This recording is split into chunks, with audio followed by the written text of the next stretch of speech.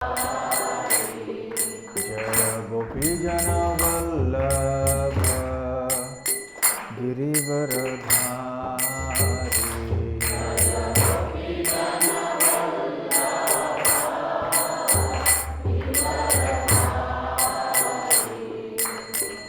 यशोदानन्दन व्रजजनरञ्जन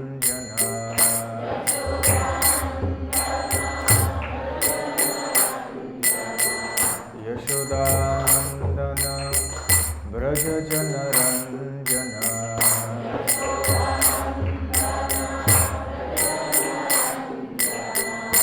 यमुनातीरा वनचारी।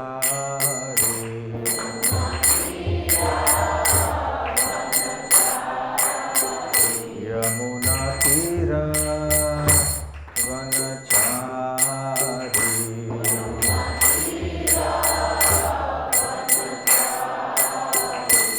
जय Radha Madhav Kunj Bihari.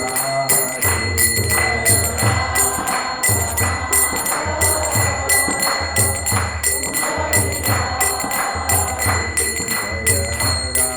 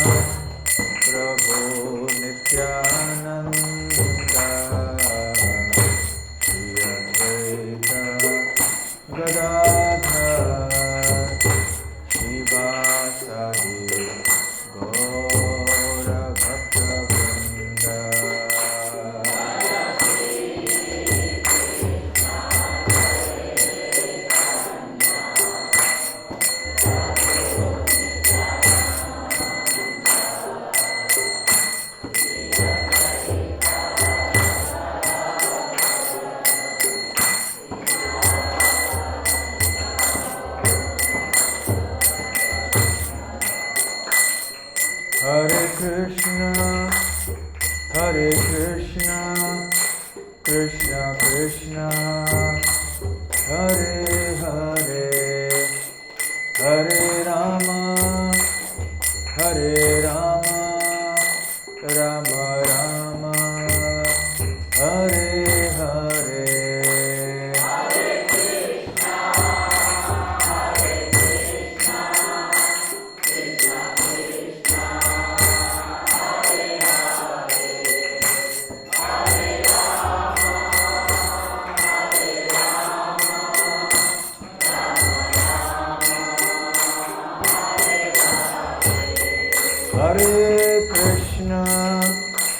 Hare Krishna, Krishna Krishna, Hare Hare, Hare Rama, Rama Rama, Hare Hare.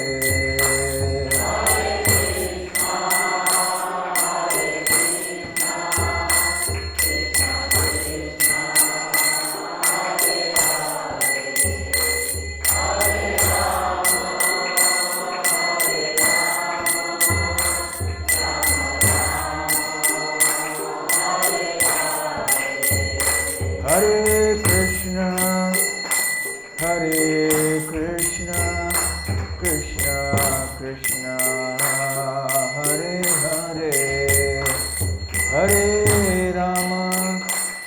Hare Rama, Rama Rama, Hare Hare.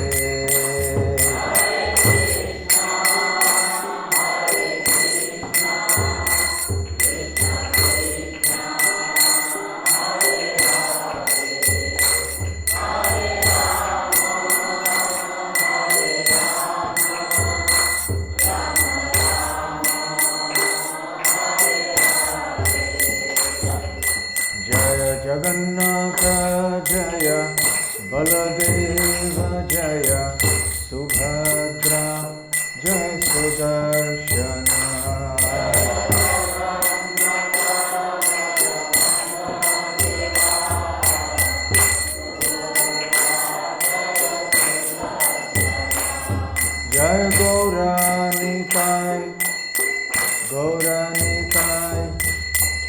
Gauranitai, Jaya Gauranitai.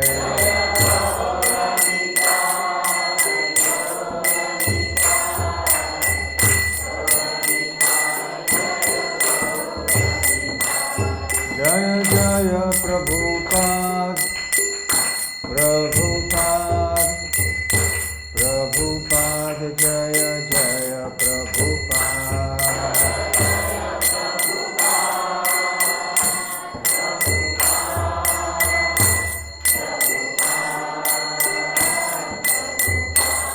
Nitai Gaura Hari Bol, Hari Bol, Hari Bol, Nitai Gaura Hari Bol.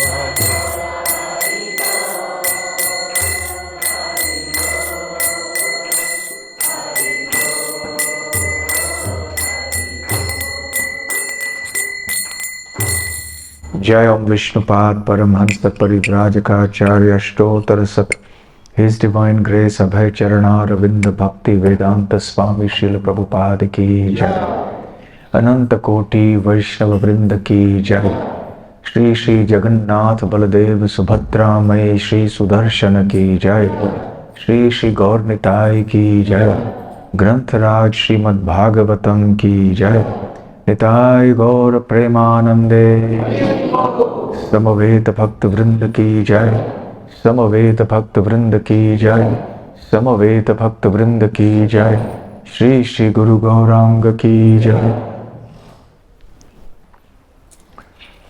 Om Namo Bhagavate Vasudevaya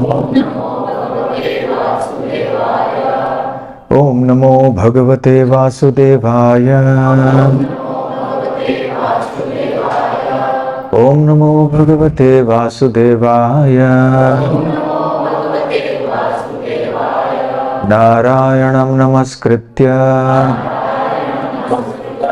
Naram Chaiva Narottamam Devim Saraswatim Vyasam Tato Jayamudiraye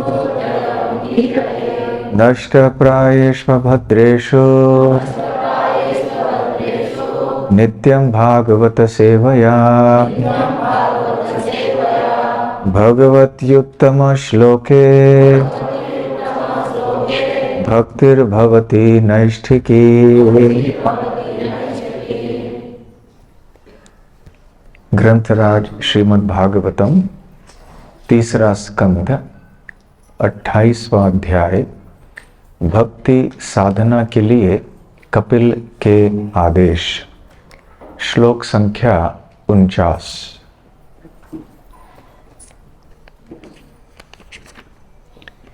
यथा पुत्रात् च वित्तात् च पृथक् मर्त्यः प्रतीयते अपि आत्मत्वेन अभिमतात् देह आदेह पुरुषः तथा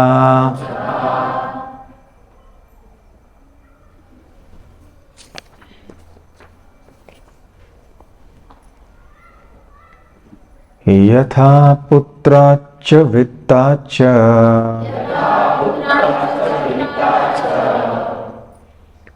पृथं मर्त्यः प्रतीयते अप्यात्मत्वेनाभिमताद्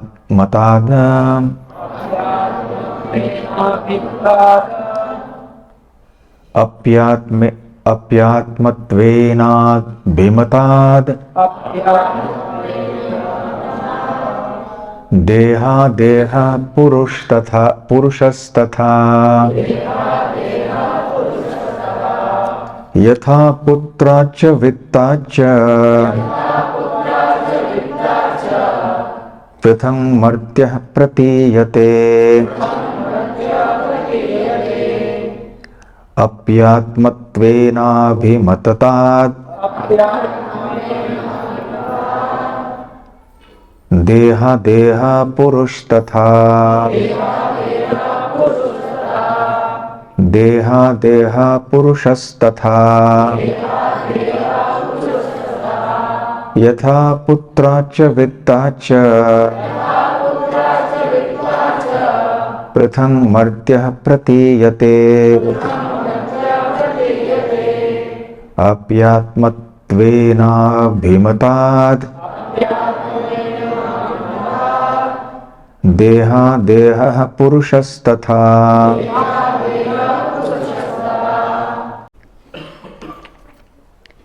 यथा जिस प्रकार एतत् पुत्रात् पुत्र से च तथा वित्तात् संपत्ति से च भी पृथक भिन्न रूप से मर्त्यः नाशवान पुरुष प्रतीयते समझा जाता है अपि ही आत्मत्वेन स्वभाव से अभिमतात् प्रिय से देह आदेह अपने भौतिक शरीर इंद्रियों तथा मन से पुरुषः मुक्त जीव तथा उसी तरह। अनुवाद और तात्पर्य श्रीला प्रभुपाद द्वारा। अनुवाद। परिवार तथा संपत्ति के प्रति अत्यधिक स्नेह के कारण मनुष्य पुत्र तथा संपत्ति को अपना मानने लगता है और भौतिक शरीर के प्रति स्नेह होने से वह सोचता है कि यह मेरा है। किंतु वास्तव में जिस तरह मनुष्य समझ सकता है कि उसका परिवार तथा उसकी संपत्ति उससे पृथक है, उसी तरह मुक्त आत्मा समझ सकता है कि वह तथा उसका शरीर एक नहीं है।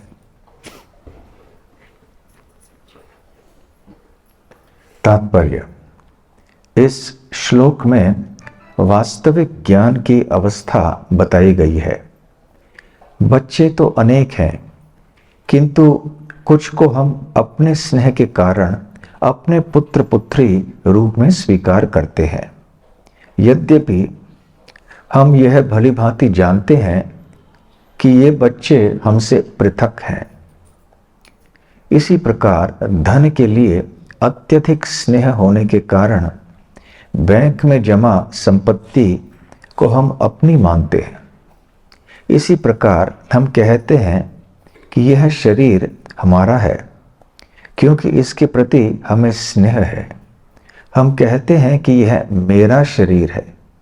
फिर हम अपने स्वामित्व भाव को बढ़ाते हुए कहते हैं यह मेरा हाथ है, यह मेरा पाँव है, यह मेरी बैंक बचत है, यह मेरा पुत्र मेरी पुत्री है, आदि आदि। किंतु वास्तव में हम जानते हैं कि पुत्र तथा संपत्ति हमसे भिन्न है। यही हाल इस शरीर का है। हम अपने शरीर से पृथक हैं। यह समझने बोध का प्रश्न है और सही सही समझना ही प्रतिबुद्ध कहलाता है। भक्ति या कृष्ण चेतना के विषय में ज्ञान प्राप्त करके मनुष्य मुक्त बन सकता है। ओम ज्ञानतिमिरान्धस्य ज्ञानाञ्जनशलाकया चक्षुरोन्मीलितं येन तस्मै श्रीगुरवे नमः। श्रीचैतन्यमनोभीष्टं स्थापितं येन भूतले स्वयं रूप कदा मह्यं ददाति स्वपदान्तिकं। वन्देऽहं श्रीगुरुः श्रीयुतपदकमलं श्रीगुरून् वैष्णवांश्च श्रीरूपं साग्रजातं सहगण रघुनाथान्वितं तं सजीवं साद्वैतं सावधूतं परिजनसहितं कृष्ण चैतन्य देवं श्री राधा कृष्ण पादां सहगण ललिता श्री विशाखान्वितांश्च नमो ओम विष्णुपादाय कृष्ण प्रेष्ठाय भूतले श्रीमते भक्ति वेदांत स्वामिन्निति नामिने नमस्ते सारस्वते देवे गौरवाणी प्रचारिणे निर्विशेष शून्यवादी पाश्चात्य देशतारिणे वाञ्छा कल्पतरुभ्यश्च कृपा सिन्धुभ्य एव च पतितानां पावनेभ्यो वैष्णवेभ्यो नमो नमः। जय श्री कृष्ण चैतन्य प्रभु नित्यानंद श्री अद्वैत गदाधर शिवासादि गौर भक्त वृंद हरे कृष्णा कृष्णा कृष्णा हरे हरे हरे राम राम राम हरे हरे। हरे कृष्णा। तो यहाँ श्रीमद् भागवतम में कपिल देव एक बहुत मूलभूत सिद्धांत हम सबको बतला रहे हैं। उनकी माता देवहूति को निमित्त बना के सारे जगत के कल्याण के लिए सत्य की स्थापना कर रहे हैं और वो बताते हैं कि हम इस शरीर से भिन्न हैं और क्योंकि हम शरीर से भिन्न हैं तो हम उन चीज़ों से भी भिन्न हैं जो कि शरीर से संबंधित हैं, जैसा कि हमारा परिवार, हमारा धन, हमारा घर इत्यादि। अब ये एक ऐसा तत्व है जो कि हम कृष्ण भावनामृत में बहुत ही प्रारंभिक अवस्था में सुनते हैं। जब हम भक्ति में आते हैं तो प्राय सबसे पहली बात जो हम सुनते हैं वो ये है कि हम आत्मा है, हम शरीर नहीं है। तो इसी बात को बार बार भगवद गीता में, श्रीमद् भागवतम में और अन्य शास्त्रों में भी कहा गया है। तो एक बार किसी शिष्य ने श्रील प्रभुपाद जी से पूछा कि श्रील प्रभुपाद, अब हमारे भक्ति में आए हुए कितने साल हो गए? लगभग 6-8 साल हो गए और अभी भी आप हर प्रवचन में इसी बात को दोहराते रहते हैं कि हम शरीर नहीं है, हम आत्मा है। हम कुछ और बात सुनना चाहते हैं, आप वही बात को दोहरा रहे हैं। तो श्रील प्रभुपाद ने उत्तर दिया कि वास्तव में बुद्धि के स्तर पे भले हम हमने जान लिया हो कि हम शरीर नहीं है, हम आत्मा हैं, परंतु इसका साक्षात्कार होना एक दूसरी बात है। बुद्धि पे के स्तर पे कि ये कुछ जान लेना एक बात होती है और उसका प्रत्यक्ष रूप से अनुभव करना और उस अनुभव और सत्य के आधार पे कार्य करना वो दूसरी बात है। तो ये स्वाभाविक है। यदि वास्तव में हम जान चुके हों कि हम आत्मा है और हम शरीर नहीं है तो हम शरीर के स्तर पे क्यों काम करते हैं? हाँ, ये शरीर है, जब तक शरीर है ये कष्ट देगा और इस शरीर के कष्टों को ठीक करना, इनका समाधान करना, ये भी हमें करना चाहिए। जैसे कल हम पढ़ रहे थे, कल के श्लोक में, कि भगवान श्री कृष्ण ऐसे शुद्ध भक्तों के शरीर का और शरीर से संबंधित चीजों का ख्याल रखते हैं। तो जो शुद्ध भक्त होते हैं वो अपने शारीरिक कार्यों को जारी रखते हैं, क्योंकि उन्हें पता है कि ये शरीर भी एक निमित्त है, एक यंत्र है भगवान की सेवा के लिए। इस शरीर के मालिक भी भगवान ही है, जैसे कि भगवान हर चीज के मालिक हैं। सर्वलोक महेश्वरम, जैसे भगवद गीता में भगवान बताते हैं। अब भगवान श्री कृष्ण इस शरीर के मालिक होने के कारण इस शरीर का उपयोग भी भगवान की सेवा में ही करना चाहिए। इसलिए ऐसे कई शिष्टाचार के नियम होते हैं, जैसे कि किसी के शरीर के ऊपर लांघ के नहीं जाना चाहिए। जैसे कोई बैठा हुआ है, सोया हुआ है, तो उसके शरीर के ऊपर से नहीं जाना चाहिए। क्यों नहीं जाना चाहिए? बोल सकते हैं आप, बताइए। क्योंकि भगवान परमात्मा के रूप में उस व्यक्ति के हृदय में भी है, जैसे कि भगवान हमारे हृदय में है। तो उस व्यक्ति के हृदय को लांघ के जाना, इसका अर्थ है कि भगवान के ऊपर से हम जा रहे हैं, वो ठीक नहीं है।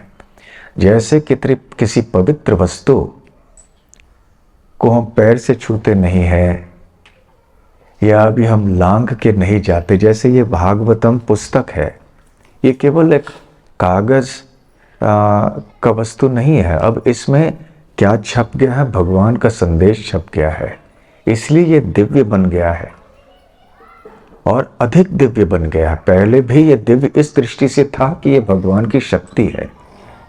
ये कागज पेड़ों से बनती है, पेड़ भी भगवान की प्रकृति शक्ति है, इसलिए भगवान से भिन्न नहीं है।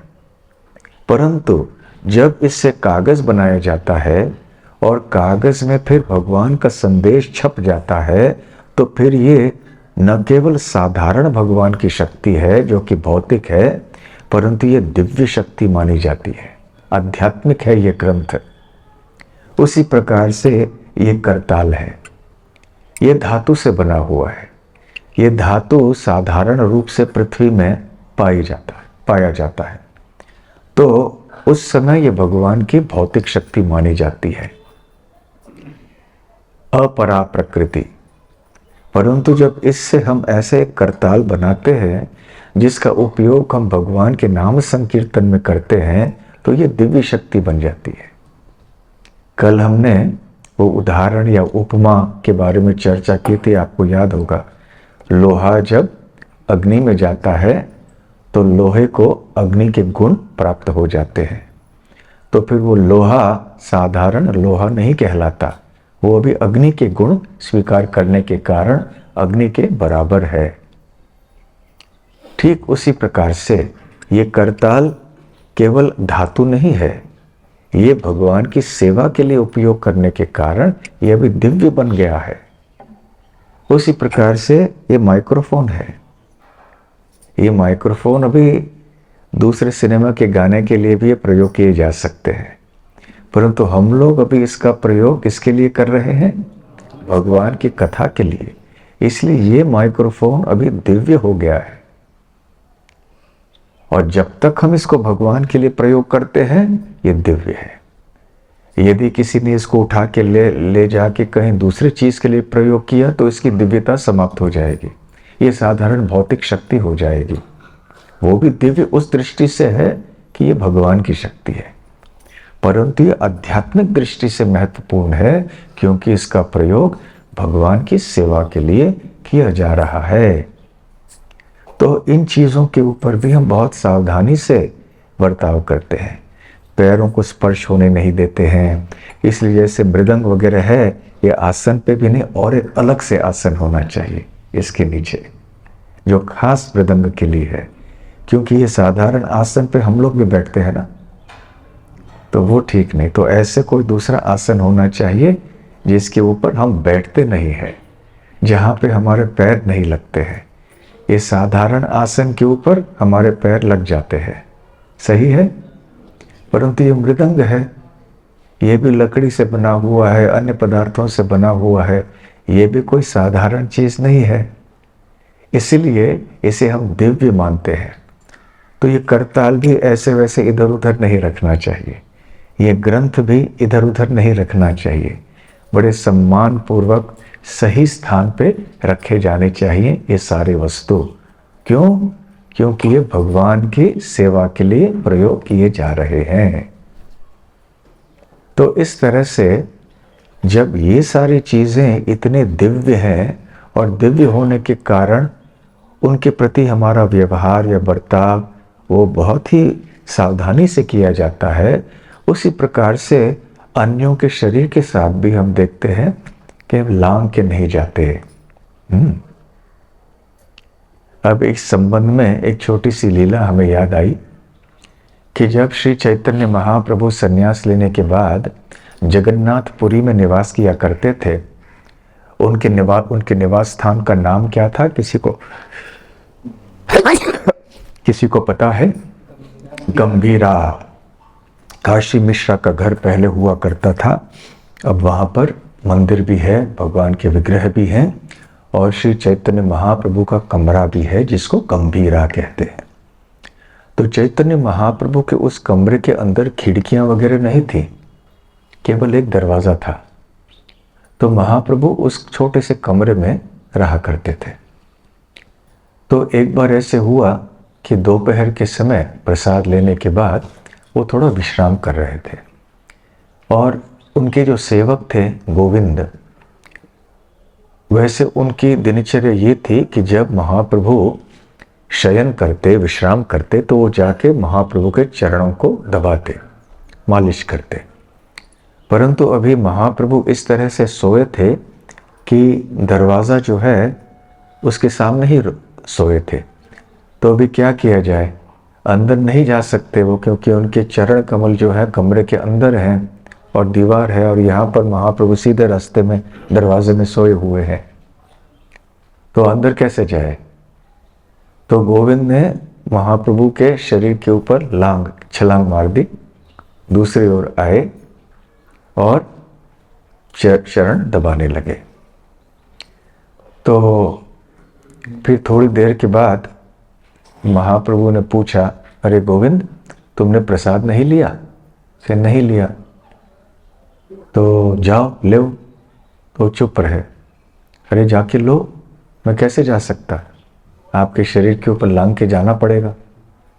तो महाप्रभु ने कहा, अरे आते समय तो मेरे शरीर के ऊपर से लांग के गए, अभी जाते समय क्यों नहीं जा सकते? तो गोविंद ने कहा, आते समय कोई उपाय नहीं था, आपकी सेवा के लिए मुझे आना पड़ा, अन्यथा आपकी सेवा में नहीं कर पाता। परंतु अब यदि मुझे छलांग मार के जाना है, लांग के जाना है आपके शरीर को, तो वो मेरी सेवा के लिए होगा, इसलिए मैं बैठूंगा। जब तक आप जाग जाएंगे मैं बैठूंगा इधर। तो कभी कभी ऐसे भगवान के शरीर को भी लांग के जाना पड़ता है, लेकिन हमें ऐसे नहीं करना चाहिए। हम गोविंद के स्थान में नहीं है, हम भगवान के निजीय सेवक इस प्रकार से नहीं है। कहने का तात्पर्य है कि भगवान और भगवान से जो भी संबंधित चीजें हैं वो दिव्य माने जाते हैं। दिव्यता के भी दो स्तर कहे जा सकते हैं। एक जो साधारण दिव्यता है कि वो भगवान की शक्ति है, कि भगवान का संबंध इसमें है, और विशेष एक दिव्यता है कि वो साधारण जो शक्ति है, दिव्य शक्ति भगवान की, उसका सही प्रयोग किया जा रहा है भगवान की सेवा के लिए, तभी विशेष दिव्य बन जाता है। जैसे कि हमने इस पुस्तक के बारे में बताया। तो पर्यावरण के प्रति भी हमारी दृष्टि ऐसे ही होती है।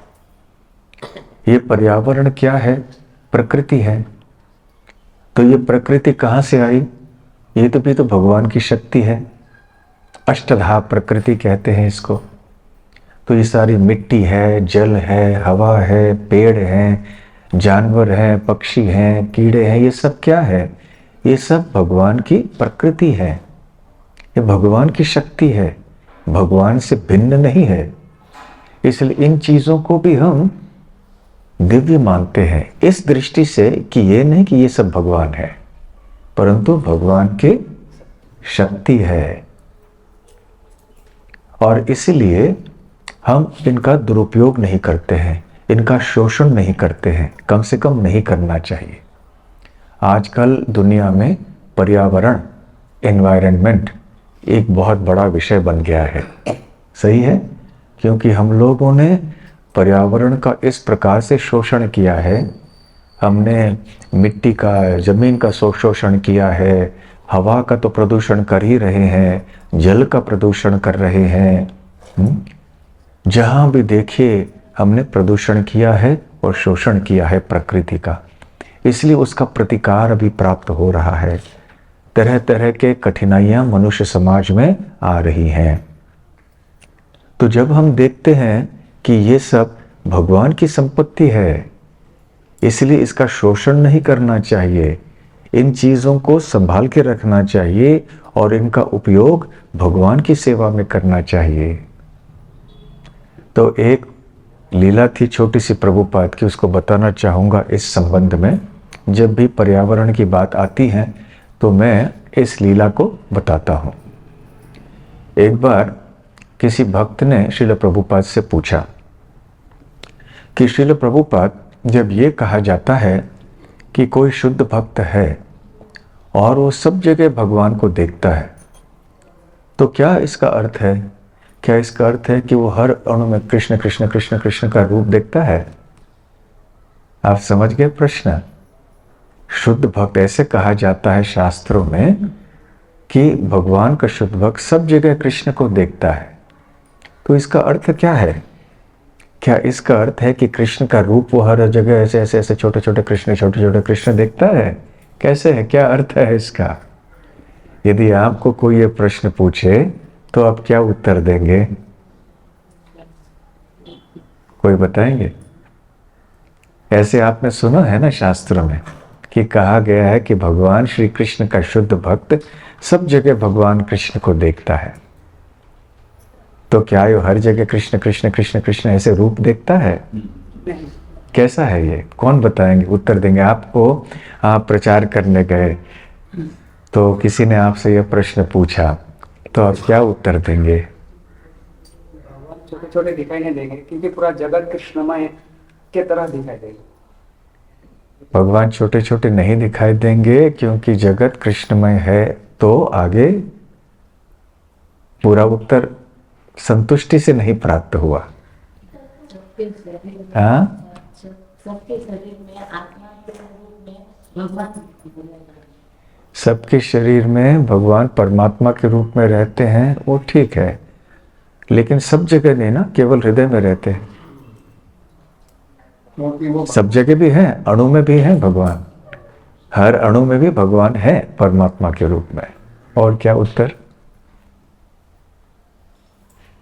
तो श्रील प्रभुपाद जी ने उत्तर दिया, नहीं, शुद्ध भक्त जब ऐसे कहा जाता है कि वो सब जगह कृष्ण को देखते हैं, इसका अर्थ ही नहीं कि कृष्ण कृष्ण कृष्ण हर जगह छोटे छोटे कृष्ण देखते हैं। इसका ये अर्थ है कि वो जहां भी देखते हैं हर चीज का संबंध श्री कृष्ण से देखते हैं। श्री कृष्ण को, ये हर चीज को श्री कृष्ण से भिन्न या अलग नहीं देखते हैं। ये मिट्टी, ये भगवान की शक्ति है। पृथ्वी, अष्टधा प्रकृति, ये भगवान की प्रकृति है। भूमिराप नलवायु खम मनो बुद्धिरेव च अहंकार इति में भिन्ना प्रकृतिर अष्टधा। तो ये अष्टधा प्रकृति, 8 प्रकार की प्रकृतियां हैं, उनमें से ये एक है पृथ्वी, मिट्टी। और ये तो भगवान की शक्ति है। वो पानी को देखेगा तो भगवत गीता में क्या कहते हैं भगवान? रसोहम अप्सु कौन्तेय। जो अप्सु अर्थात पानी, जब पानी पीता है कोई व्यक्ति, उसका स्वाद मिलता है। पानी का भी कोई एक स्वाद होता है। आप देखेंगे अलग अलग स्थानों में पानी का स्वाद अलग अलग होता है। अभी समुद्र का जल पान कीजिए, देखिए कैसा है स्वाद। किसी स्वच्छ कुएं का जल आप ले लीजिए, उसका एक प्रकार का स्वाद होगा। आप किसी नदी के पास जाइए जो पहाड़ों से बहती हुई आ रही है, शुद्ध जल, उसका पान कीजिए, उसका स्वाद अलग होगा। तो पानी का स्वाद होता है। तो श्री कृष्ण कहते हैं कि जब हम पानी पीते हैं, इसका स्वाद मैं हूं। तो जब हम पानी पीते हैं तो कृष्ण का स्मरण करना, हाँ यह स्वाद कृष्ण का है। प्रभास्मि शशि सूर्ययोः, जो सूर्य की किरण है, चांद की किरण है, ये मैं हूं, अर्थात मेरी शक्ति है। दूसरे शब्दों में, जब भी हम सूरज की किरणों को देखेंगे, भगवान का याद आना, हाँ ये भगवान की शक्ति है। भगवान नहीं है, भगवान की शक्ति है। इस तरह से हम जो भी देखते हैं, ये पेड़ हैं, ये भी भगवान की शक्ति है, इसमें भी भगवान परमात्मा के रूप में विराजमान है।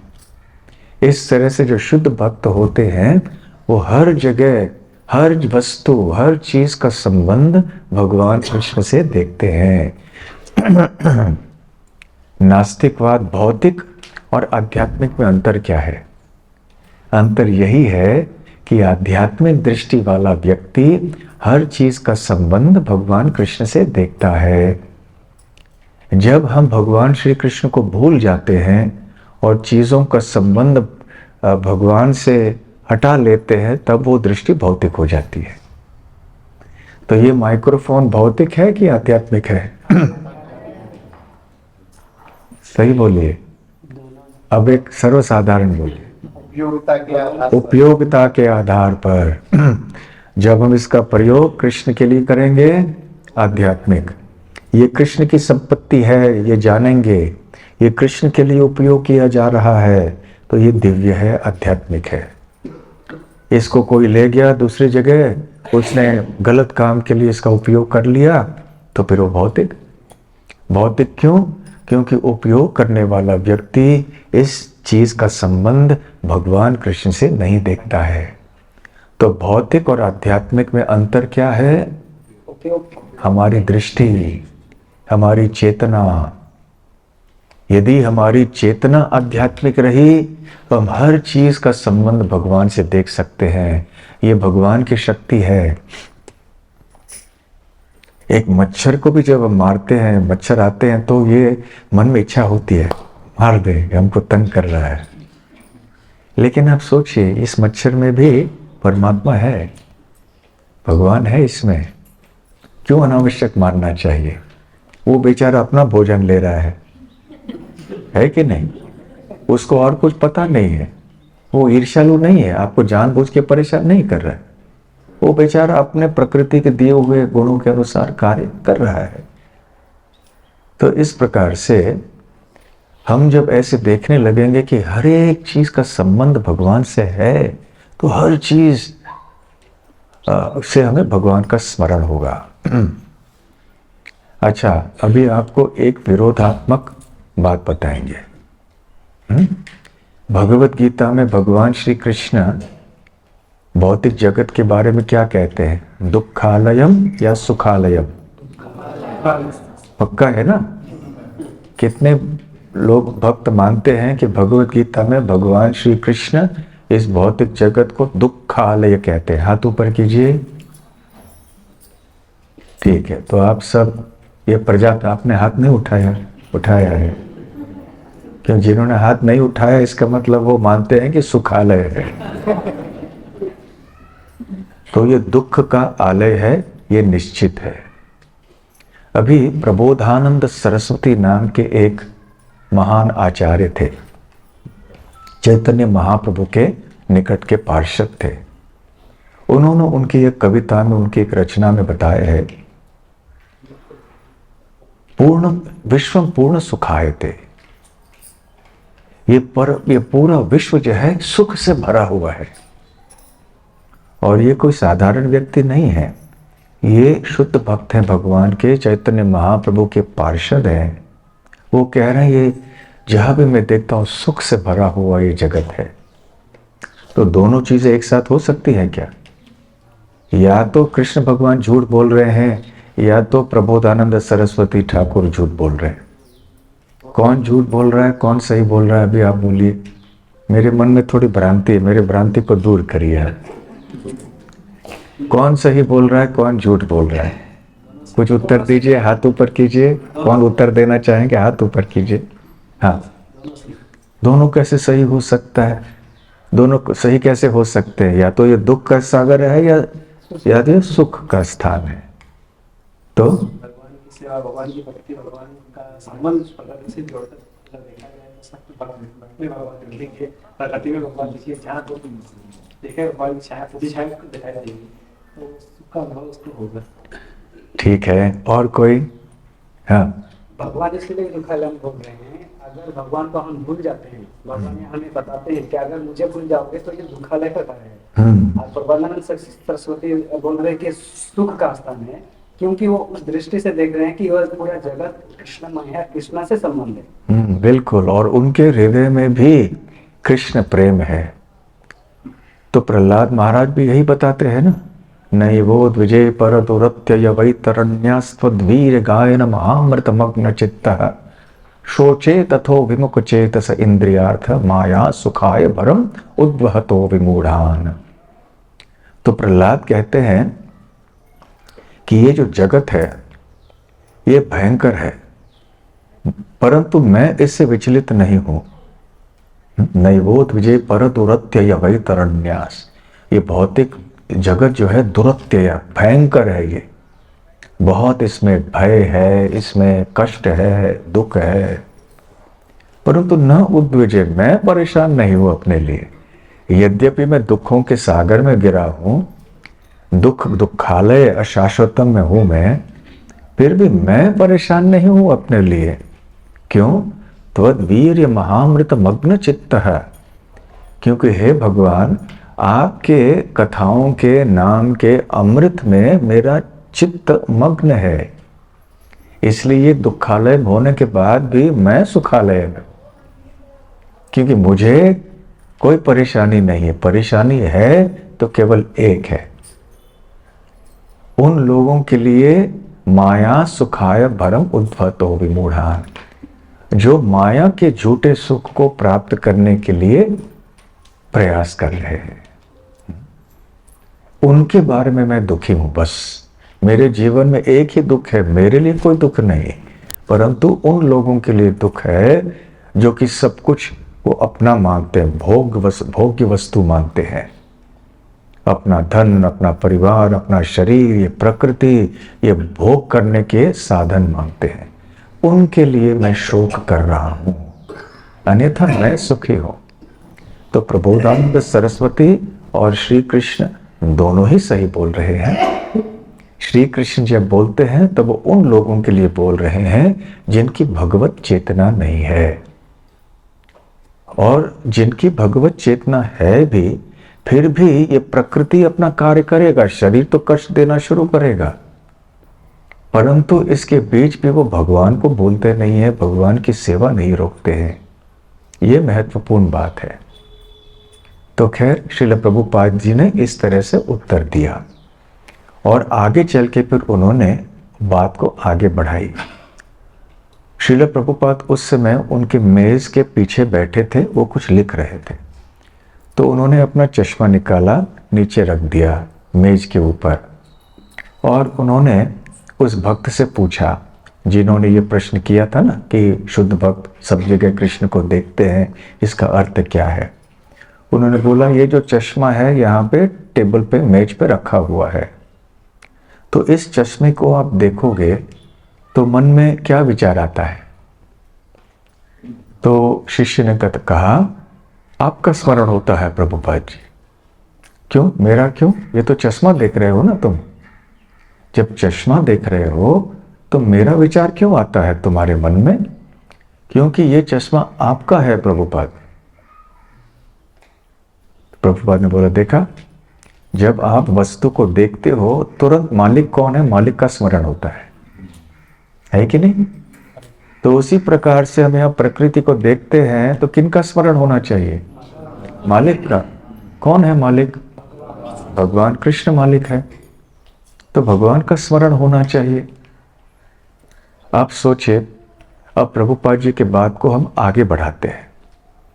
यदि वो उनका शिष्य है, वो नहीं जानता, समझिए कोई भी दूसरा व्यक्ति है, प्रभुपाद जी का चश्मा कहीं और पड़ा हुआ था, उसको पता नहीं शुद्ध भक्त कौन होते हैं, ये प्रभुपाद कौन है, ये प्रभुपाद का चश्मा है, उनको कुछ नहीं मालूम।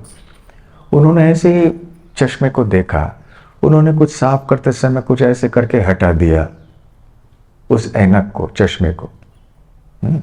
तो वैसे तो अपमानित किया, उस चश्मे का से ठीक से व्यवहार नहीं किया, तो फिर भी उसका परिणाम उस व्यक्ति के लिए आएगा कि नहीं आएगा? क्योंकि एक शुद्ध भक्त के वस्तु को उन्होंने अपमानित किया, ठीक से व्यवहार नहीं किया उस चीज के साथ। सही है कि नहीं? प्रभुपाद जी के निजी चश्मा के प्रति उन्होंने दुर्व्यवहार किया।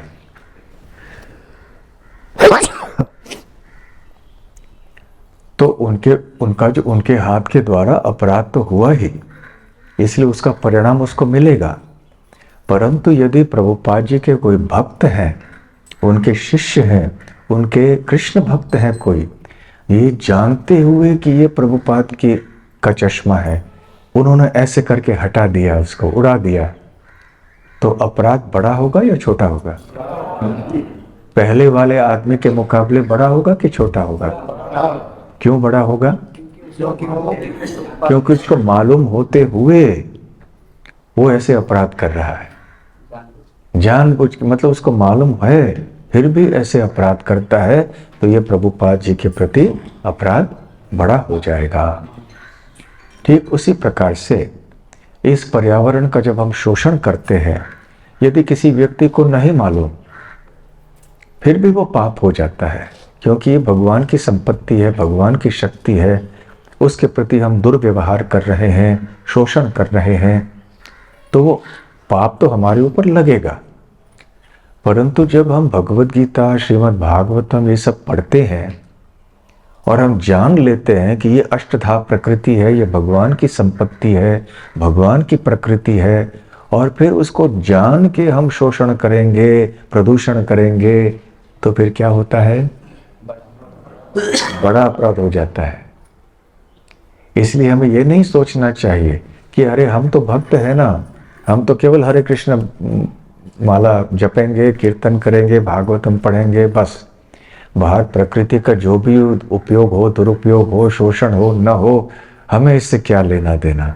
बहुत कुछ लेना देना है, क्योंकि ये भी भगवान की संपत्ति है, भगवान की प्रकृति या शक्ति है। इसलिए भी हमें भी जल का प्रदूषण नहीं करना है, हमें भी वायु का प्रदूषण नहीं करना है, हमें भी मिट्टी या पृथ्वी का प्रदूषण नहीं करना है, बिना वजह पेड़ों को नहीं काटना है, बिना वजह ऐसे हिंसा नहीं करनी है किसी प्राणी के प्रति। तो ये सब चीजें हैं जो हमारी दिव्य चेतना को दर्शाती हैं। तो इतना सब पढ़ के, सुन के, भगवद गीता आदि में हम ऐसे करते रहे तो हमसे ये ज्यादा अपराध हो जाएगा। इसलिए हर चीज की दिव्यता को समझना चाहिए। तो दिव्यता के दो स्तर हमने बताए। कौन से दो स्तर होंगे? एक साधारण दिव्यता। क्यों? क्योंकि ये सब भगवान की शक्ति है, हम देखते हैं इसको, ये भगवान की भौतिक शक्ति है, अपरा शक्ति है। दूसरी दिव्यता किस स्तर पे है? अपरा, आध्यात्मिक स्तर पे है। अपरा शक्ति, जैसे वो लोहा दिव्य बन, लोहा अग्नि बन गया, उसी तरह से ये कागज दिव्य बन गया कृष्ण के संबंध में। अब ये साधारण दिव्य नहीं है, ये आध्यात्मिक दृष्टि से, भक्ति के दृष्टि से दिव्य हो गया। ठीक है? तो ऐसे ही हर चीज को हमें देखना चाहिए। तो अभी आज के विषय में आते हैं संक्षेप में, कि हमारा जो परिवार है हमसे भिन्न है, हमारा धन है हमसे भिन्न है, फिर भी एक आसक्ति के कारण हम उसको अपना मान लेते हैं। तो ठीक उसी प्रकार से शरीर के प्रति हमारी आसक्ति है, परंतु हमें जानना है कि ये भी हमसे भिन्न है, हम आत्मा हैं, शरीर नहीं है। ये हुआ ज्ञान की प्राथमिक अवस्था। परंतु इसके ऊपर भी हमें आगे बढ़ना है। तो ये हमारा नहीं है तो किसका है? ये धन मेरा नहीं है, ये परिवार मेरा नहीं है, शरीर मेरा नहीं, किसी का तो होगा ना। किसका है? भगवान का है। तो जब भगवान मालिक है तो भगवान की सेवा में उपयोग करना चाहिए ना इनका। तो हम आगे आ जाते हैं, आगे ऊंचे स्तर में पहुंच जाते हैं। तो जब हम भगवान श्री कृष्ण की भक्ति कर रहे हैं, चाहे हम ब्रह्मचारी हों, वानप्रस्थ हों, गृहस्थ हों, सन्यासी हों, जो भी हों, हमारे पास शरीर है, हमारे पास कुछ न कुछ संपत्ति तो है, कम से कम हमारे कपड़े तो है, कुछ तो है। तो यदि हम जान ले कि ये सब कृष्ण की संपत्ति है, इनका प्रयोग हमें भगवान के लिए करना चाहिए, तो फिर ये ज्ञान की ऊंची अवस्था है। तो ये सही उपयोग है। इसको किस प्रकार का वैराग्य कहते हैं? युक्त वैराग्य। प्रापंचिकतया बुद्ध्या हरि संबंधी वस्तुनः मुमुक्षु भी परित्यागो फल्गु वैराग्यम कथ्यते। तो जो व्यक्ति साधारण, जो भौतिक चीजें हैं, संसार की वस्तुएं हैं, उनको साधारण समझता है और उनका भोग करने का प्रयास करता है, तो फिर वो गलत उसका उपयोग करता है। परंतु हरि संबंधी वस्तु ने उसको नहीं देखता कि हरि से संबंधित है ये। तो ये प्रापंचिकतया बुद्धिया, इसको प्रपंच के बुद्धि से देखना, हरि से संबंधित वस्तुओं को साधारण देखना, ये गलत वैराग्य है। परंतु सही वैराग्य क्या है? युक्त वैराग्य।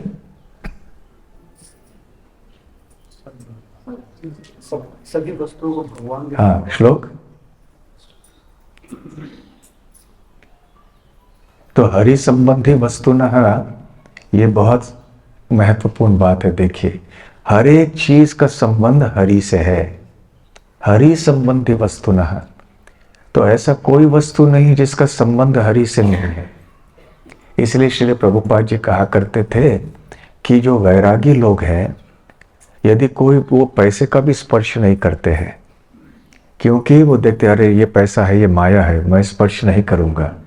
परंतु प्रभुपाद जी कहते थे मुझे आके कोई पैसा दे, मैं बोलूँ हाँ दे दो। क्यों?